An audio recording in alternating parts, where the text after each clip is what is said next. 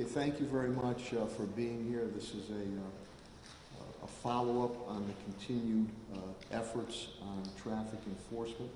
I want to thank the brave and dedicated men and women in blue under the leadership of Commissioner Cheryl Clapperud and with Captain Martin, Lieutenant Kapowski, who are here, Captain Martucci, and Sergeant Bruno. Commissioner Clapperud will be giving you an update on the enforcement aspect that we're doing. But I'm also very appreciative of DPW Director Chris Signoli and his team.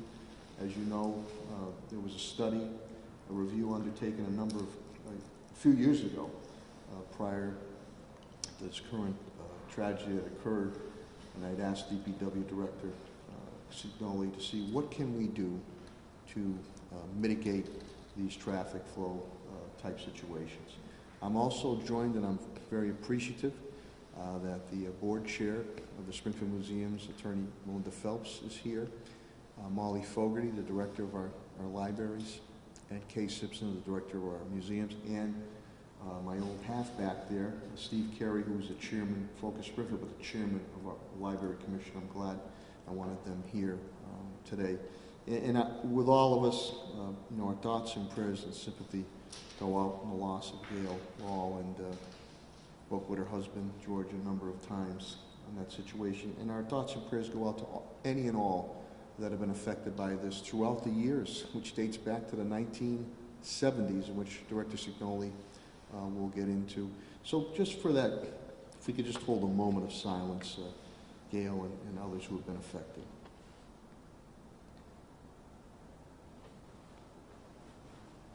Thank you very much. So this is an announcement here. We was briefed on it not too long ago, and we wanted to make sure we got it out there of what we are going to continue to do short term, and that's in enforcement, what DPW is going to continue to do short term, and what we're going to do long term as far as engineering pertaining to that roadway. And again, this is mitigation of traffic to increase pedestrian safety. The moves we make here, I also want to alert pedestrians and vehicular traffic, but especially pedestrians. Just because you're in these so-called safe zones, and I see Molly nodding her head, that does not mean that you're not going to get a vehicular driver. He or she's not going to pay attention to it. And Commissioner Clapper will allude to that. With a terrible example on Parker Street, she will allude to that. So what we're going to do, before I bring up Director Signoli, is that you're going to see, he'll explain the specifics, but you're going to see a raised crosswalk, roadway narrowing is going to occur. You're going to see an installation of a hawk light, or what they call an RRFB hawk light system, and that is going to, construction will begin, the construction season to begin in spring of 2022. In the meantime, DPW will be taking temporary moves of installment of cones, barrels, barricades, to review the impact of traffic while the engineering design is drafted. It's going to cost about $650,000, but let me tell you something. This was never about money. Never about money. It was about public safety and making sure it was done the right way on it, and that's the key thing, because you don't want to, you think you're solving a problem, but then you create another problem, and that's why the engineers become involved. So with that, I'm going to turn it over to Director Chris Signoli, and I'm just very thankful to he and his team for this. He will explain, I know he has some show and tell stuff that he can show to you. He'll explain that, he'll show you the presentation, which we have here, the presentation. And then after he's done, I will bring up Commissioner Clapperud, and she will tell you on the enforcement continued strategies of hundreds and hundreds of tickets and violations and arrests that have been made. And then I will close with some comments from the library and the museums, and then we'll take any and all questions that you might have. Without further ado, the DPW Director, Chris Signoli. Mayor, thank you. Thank you, everybody. First, I want to give everybody a little bit of a history, what we've done or what has happened over the years and what we are obviously going to be proposing. For those of you who remember back in the 70s, 80s, and possibly the early 90s, there was a crosswalk immediately in front of the library. That crosswalk was removed because there were numerous accidents and pedestrian issues. Before my time working with the city, and throughout the years, people have talked to us before State Street was done over that the crosswalk was still there. In 1995, all the photography that we have shows no crosswalk, so it was well before 95 that it was removed. State Street was redesigned by the city and Mass DOT in the mid-2000s. Construction finished about 2010. Traffic analyses that were done at that time with the state looked into putting a crosswalk at the library, and it could not be done for safety purposes at that time. We also, as part of the casino project, traffic studies and RSAs, or the road safety audits, also looked at that and determined that at the location that was being talked about, which was essentially at the front door of the library, could not be done. So what we have over the years is started to look at, obviously there have been some problems out there, and I just want to take a second to,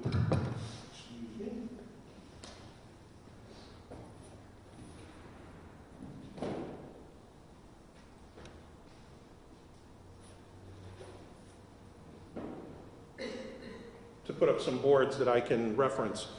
When State Street was redone, obviously the idea was to bring pedestrians that are on the opposite side of the street down to Chestnut Maple, have them cross the street and go back to the library that way. As shown on the plan, the far one on top, it's basically a 390-foot walk, and it's a walk that a lot of people do not want to make. In the picture too, and it was just kind of fortuitous, as you can see the cars that are stopped on the road, and way over on the right I have a circle around them.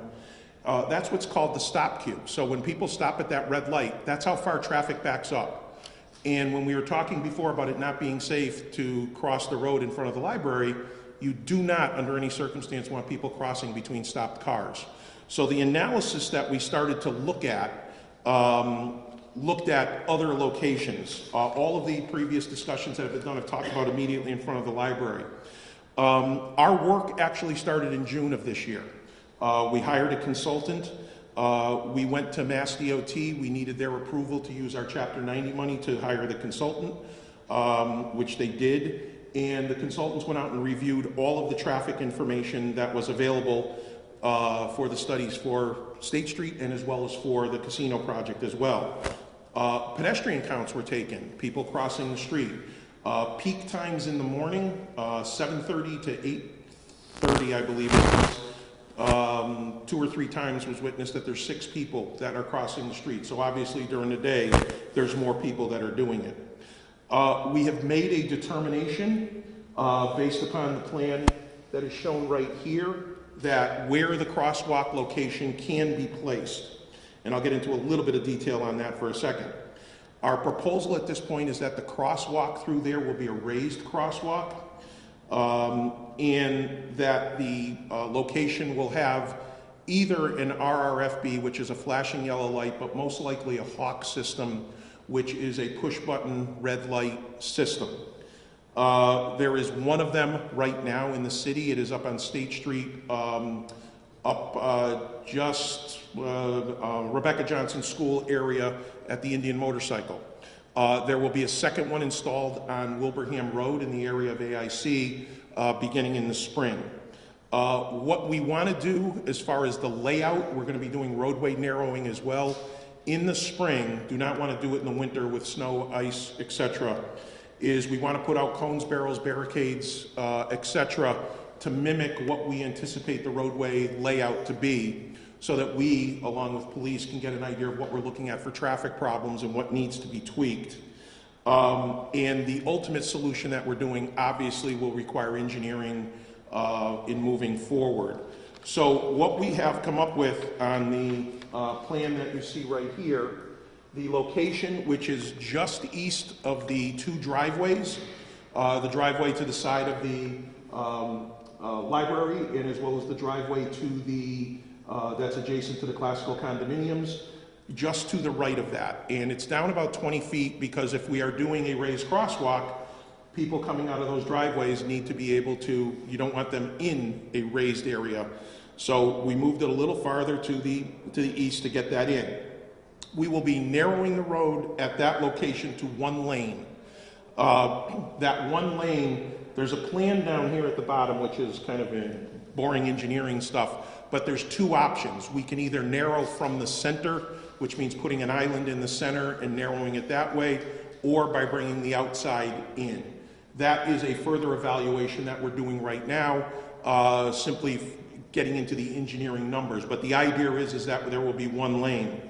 What I have shown on the plan, one here, one down the other end, is the area where the roadway will be narrowed. We've had discussions in the past with other groups about carrying the narrowing farther.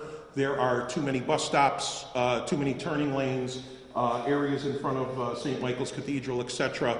So we are looking at it in the area that's right here. If we're narrow in one section and you're behind a bus that stops, obviously you're going to be sitting there and there's going to be other problems.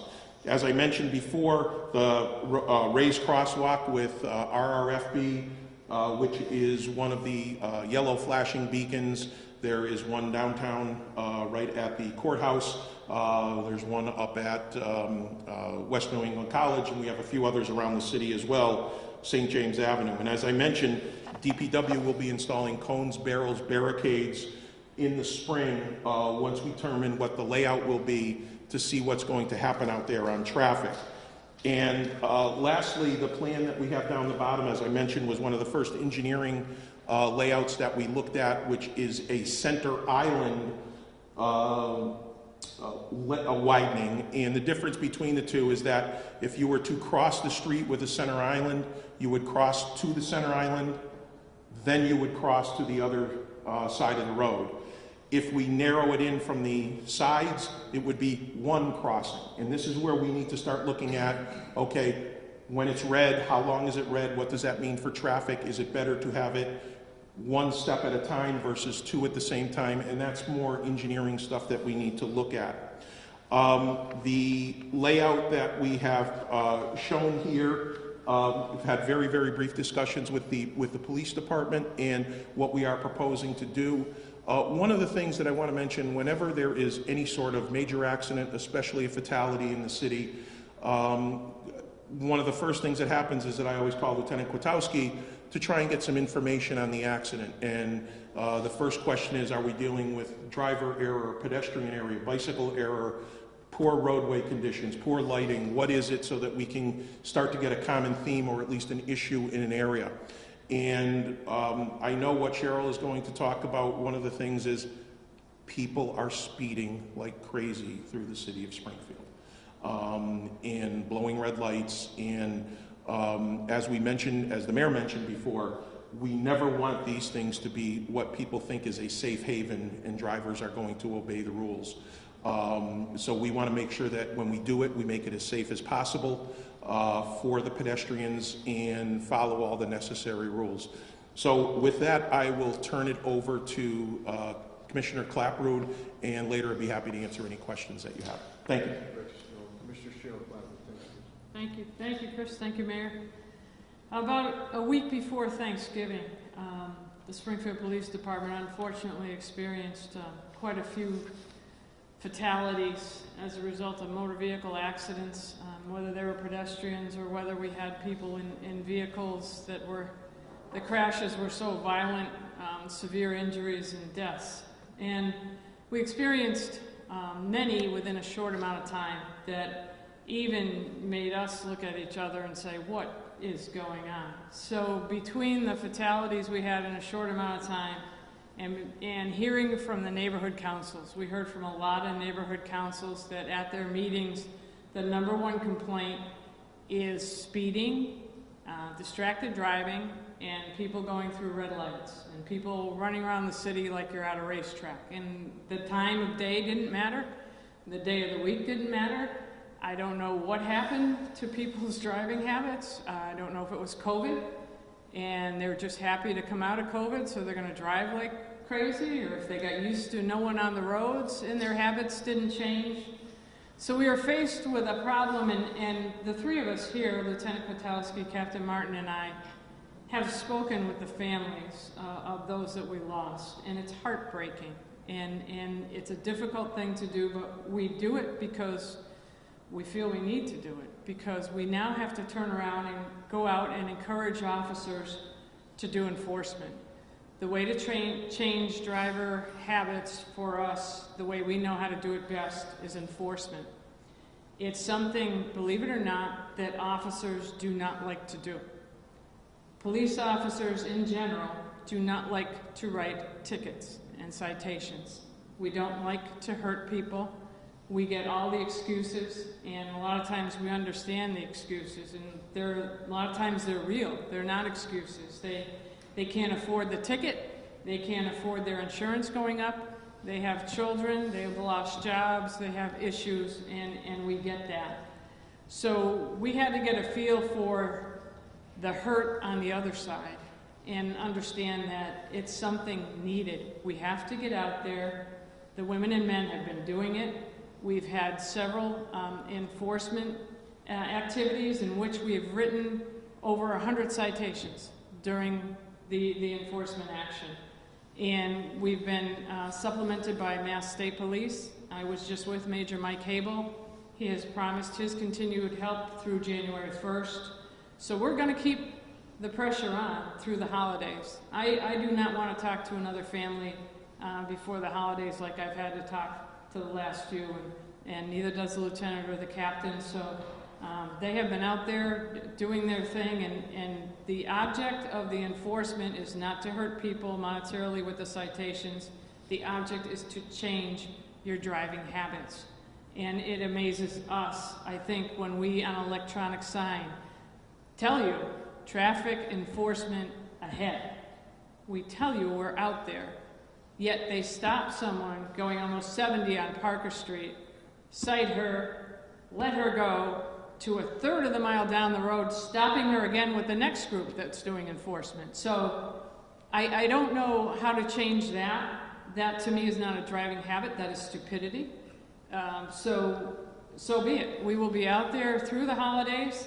We're encouraging you to slow down and obey traffic rules and laws, and then none of this, you won't be hit with the citations, and families will get home safe for the holidays. So I commend Chris Signoli on the redesign of what we need to do, but I will tell you that most of these accidents, it's not the design, it's the driver, and in some cases it's the bicyclist, the pedestrian. I would bring back what I learned in school, and I don't know if they teach it anymore. Stop, look, and listen. And when I get to the end of a driveway, I used to see that painted on the sidewalk, and I wondered about the listen part. Well, if you've ever stood on Parker Street or Boston Road, you get the listen part. You can hear these people coming. So I think it's an educational piece for everybody involved. And again, we'll be out there, and we're going to continue doing it. And I thank Captain Dave Martin and Lieutenant Patowski for your work, organizing the details and putting the time into it, and writing the hundreds of citations. And we will continue to do so, and that's in an effort to try to keep people safe. Thank you. Before we take any questions, I'm just going to have representing the museums, Chairwoman Attorney Melinda Phelps, and representing the libraries, Chairperson Library Commission Steve Carey, come up if you'd like to say a few words, and then we'll take questions. Or whoever wants to. I know this is hitting you all directly, and we appreciate your partnership.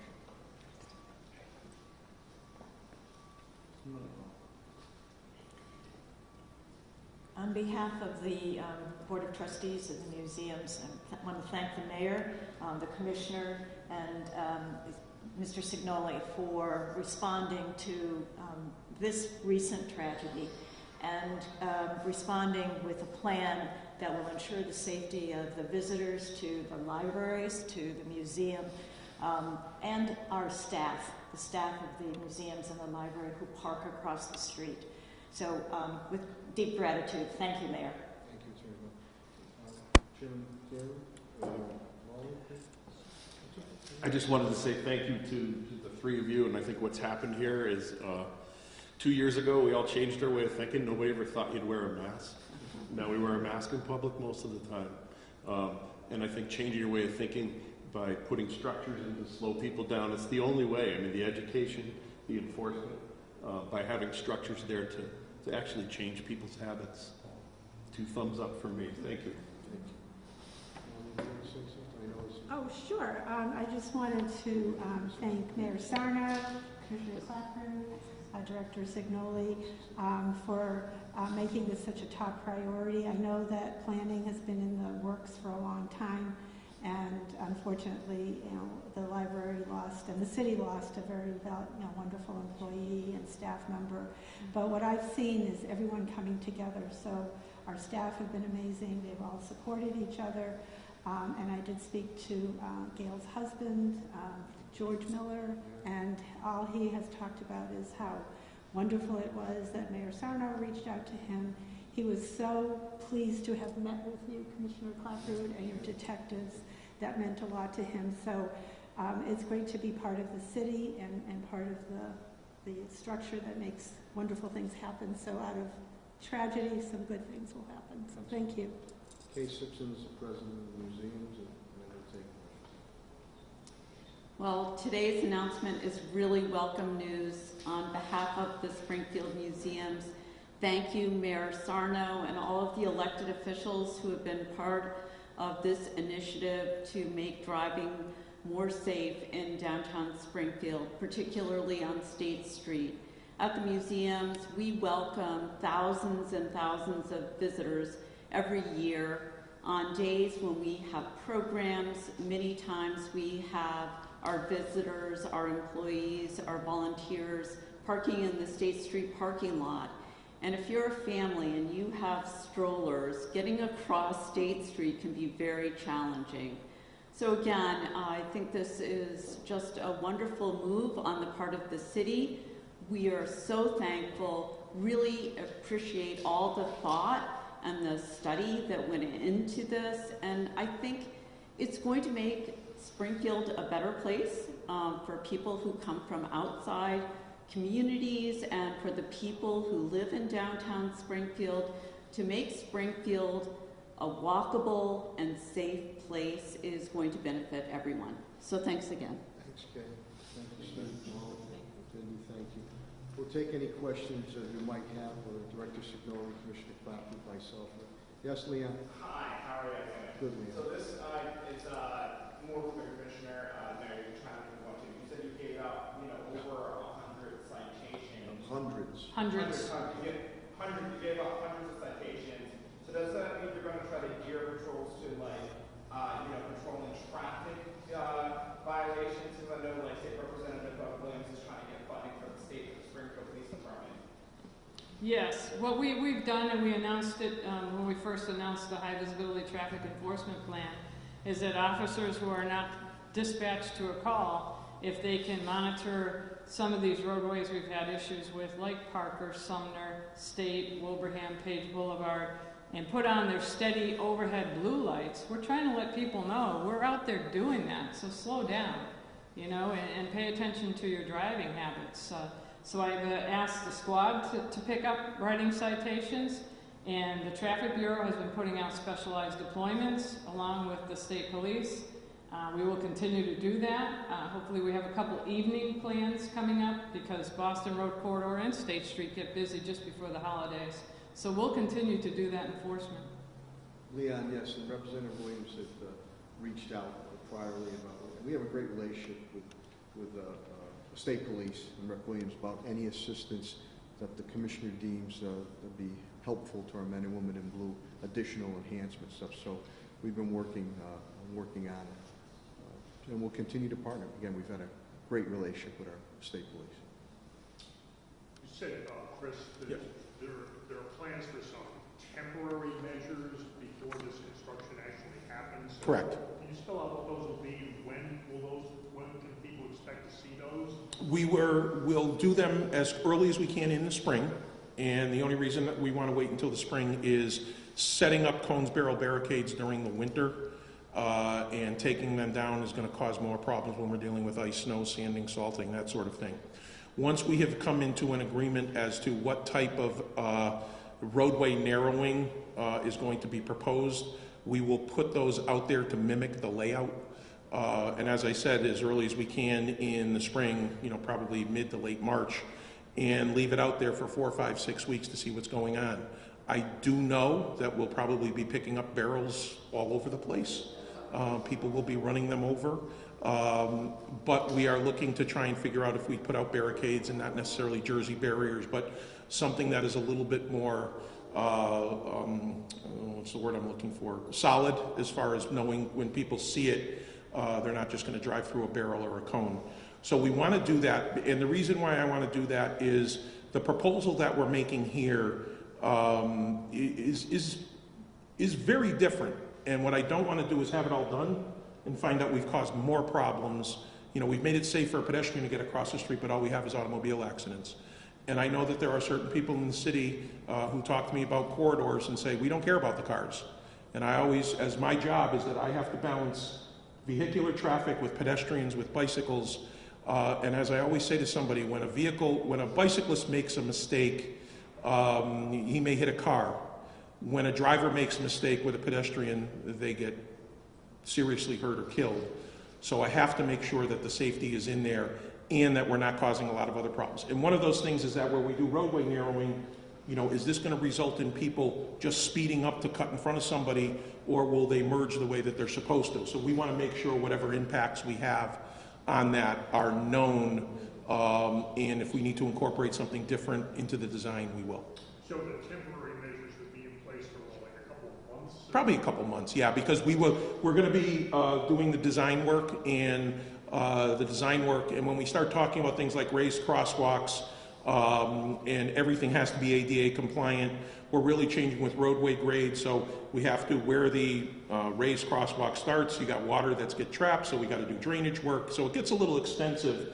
So it's going to take a little while on the design side that we'll be doing most likely over the winter, but want to have that in place to see if we need to make any tweaks before we would start. Thank you. I'm glad City Council President Marksville could make it. I'm going to have him say a few words, and we'll continue to take questions. City Council President Marcus Williams. Thank you, Mr. Mayor, and I'll just say very briefly that I appreciate the effort to recognize that this has been a long-standing problem for the city of Springfield for quite some time. The Springfield City Council, of course, has brought this to the forefront by way of subcommittee meetings several times to address the issue, to talk about the loss of life, and to invite members of the public to share their thoughts and reactions to how we can address this as a city by working together. So it's great to see, a new proposal being put to the forefront to discuss how we can mitigate this issue. Of course, coming out of COVID, there's more cars on the road. We're seeing, of course, increased traffic just on Boston Road all the way up to State Street. And it's a citywide issue, and it's going to take a citywide approach to address it. So I am appreciative of the folks in this room, members of the police department, of course, DPW, Chris and your team, as well as the administration, of course, as a representative of the Springfield City Council, who represent, of course, our constituents.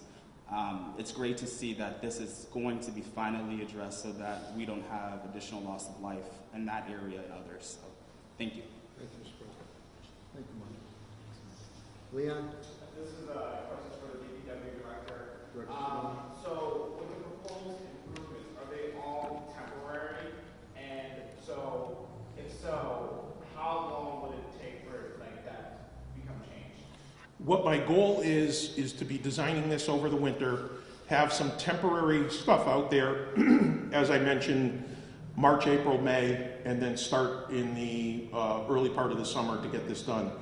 It is, some of the materials, especially some of the signals, are long lead times. So what we would want to do is get this out to a contractor as quickly as we can so that they can lead the Hawk systems and things like that are now taking 6-8 months. So we need to make sure we can get that to a contractor and get that out. So in the end, what we're putting in is permanent. So that's why we need to make sure that what we're putting in is going to work and not cause a problem. And when you do things like raised crosswalk on a stretch like State Street. If people are unfamiliar with it and you're driving behind somebody at 30 miles an hour and they all of a sudden see, oh, it's a raised crosswalk, they're going to slam their brakes on because they think they're going too fast. And then the car behind them is going to slam their brakes on. So the advanced signage, the advanced knowledge, probably some blinking signs are going to need to be out there for a few months ahead of what we're doing and while the construction is going on, and post, to let people know that there's a change in condition out there. And people going 45 miles an hour, when they hit that raised crosswalk, they will know they hit the raised crosswalk, that's for sure. So you want to raise crosswalks like that. Usually you got to be well under 30 miles an hour for it not to cause damage to your vehicle. So what we want to do is the crosswalk will be wide enough so it'll be more of a table than a hump. So we want to make sure that that gets designed, grading, ADA, and all of that, so people can get from point A to point B with full ADA access. Thank you. Self-responsibility is needed. Yeah, Don? For Chris. I'm not exactly clear. When you say raise Yes. pedestrian crossing, does that mean from each direction it comes to an apex? Yes. So if you're whichever direction, it's going to go up anywhere between 4 to 8 inches, depending upon grade. So when you hit it, you will then come up to a flat area, which is the actual crosswalk, which will be 6, 8, whatever feet wide we determine is appropriate, and then on the other side you're going back down. And when you're in an area, or one of the other issues that we were looking at is we have obviously a road when you're coming down the hill that has a pretty good grade, so you need to lay it out in a way so that it's not a overly dramatic raised area or grade. So one area may need to be longer and shorter than the other. For those of you who go through it, there's one in Long Meadow over by Long Meadow High School. It's down William Street. That is more of a hump than anything else. And if you drive through there the next time, take a look at I call it the downstream side, but when you pass it, look at what the pavement looks like with all the undercarriages that have just ripped up the pavement. So I think we're going to be, hopefully we're not picking up a lot of mufflers down the road with it. But the idea is that when you hit it, yes, it will be raised. You'll have a gradual slope in, gradual slope out, and that becomes very important for two things: drainage, and then doing it in such a way that the driver knows it's there. Because if you do it too long, it's easy. You go over it. So we have to make it will be, I hate to use the word severe, but severe enough to slow people down. And Director Signoli will be, we just really hot off the presses, and I know there'll be a presentation with the council President Wynn, glad he's here, and also to the neighborhood area. But I'm very appreciative because we've been discussing this with the libraries and the museums on it. And thank you for any other questions or comments, Paul? A question for the police commissioner. Commissioner, you mentioned that one of the problems people have is they're blowing the red lights. There's a traffic safety group in the eastern part of the state that's been clamoring for years, and they had a press conference, I don't know if you did this week or last week, to press for red light cameras. What's your opinion on those? Well, I know the state doesn't have them yet, and one of the biggest issues with the red light cameras is driver identification. And a lot of times the cameras, whether it's due to glare or nighttime driving, part of the citation is we have to be able to identify who the driver is. So I guess I'd be for anything that might be a deterrent, and a lot of times people see those cameras on our traffic signals and they think there are traffic cameras that are watching, and it works. I mean, it changes their driving behavior. So, I'm not quite sure how we would work it out with we can get your plate number. Maybe we still get the plate number of the car going through the red light, and maybe we send a letter saying, hey, and maybe that works because maybe the parents say, did you go through this red light? And maybe it does have some accountability, but I think the problem with that, Paul, is identifying the driver that's doing it. Can I just, Director Signoli was going to speak on this too. We always had questions about this when they were looking to legalize it on the state level some years ago about was this a money grab from the vendor that's doing it. The other thing, you're going to hear it again from me, the backup of the courts. Commissioner Clapper was going to tell you that Captain Martin and Lieutenant Katowski and the whole team here have issued hundreds and hundreds and hundreds of tickets and citations and even arrests. And we get the list. And Captain Martin and Lieutenant Katowski over here dismissed, dismissed, dismissed, dismissed, dismissed. So as Commissioner Clapwood indicates, you know, we have shooters that the courts don't keep held. It emboldens them to do more. But Director Signoli will speak about it. If done the right way, we'd be open, because it could be a preventative type tool on it. So we're a little more open to it now, depending on what a vendor and what laws are stipulating and what backup we receive. Director Chris Signoli. Yeah, thank you. A few years ago, as a matter of fact, Tommy Ash, when Tommy was head of the Public Safety Committee on the council, we met with numerous consultants. At the state level, the idea of red light cameras is still illegal. However, what the state did is they opened the door when they went to the tolling that they're doing on the turnpike. So once they opened that said, okay, you can bill by plate, and you're not billing the driver, you're billing the owner. So it kind of opened up that door a little bit. X amount of years ago, the way that it was presented by a number of consultants, it was presented as a money grab. It was, you know, we're going to get as much money as we can out of people. And I was kind of 100% against it, because it's like, if you're going to do it for that purpose, it's not the right way. I've changed my tune a little bit simply because of the number of people who are going through red lights. And at this point, and one of the worst, I know everybody has their worst, out in front of our building on Tapley Street. People fly through that, and we have put up notices in our building that say, drivers, do not go on the green light, make sure you look. And so if it becomes possible, there would be a handful of locations that we would try.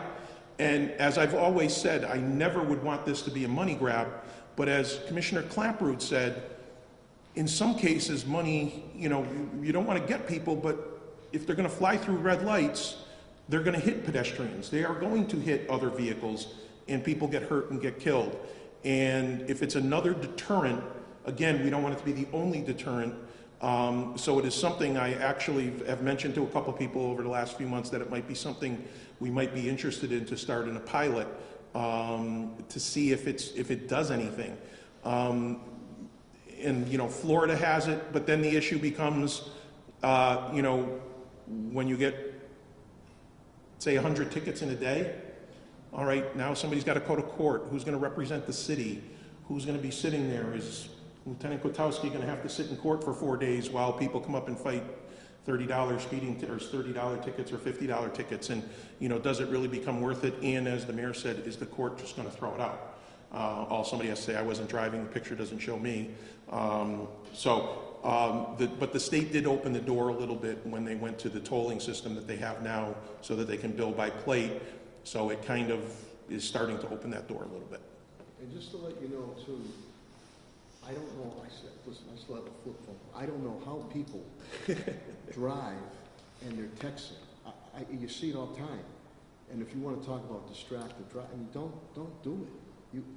You're not paying attention at all. It could be your life or somebody else's life. It's utterly ridiculous on it. So it's the simple things there about abiding by the traffic rules and regulations. Think of yourself and other family members. Think of other people on it. But I think Commissioner Clapwood hit it right on the head.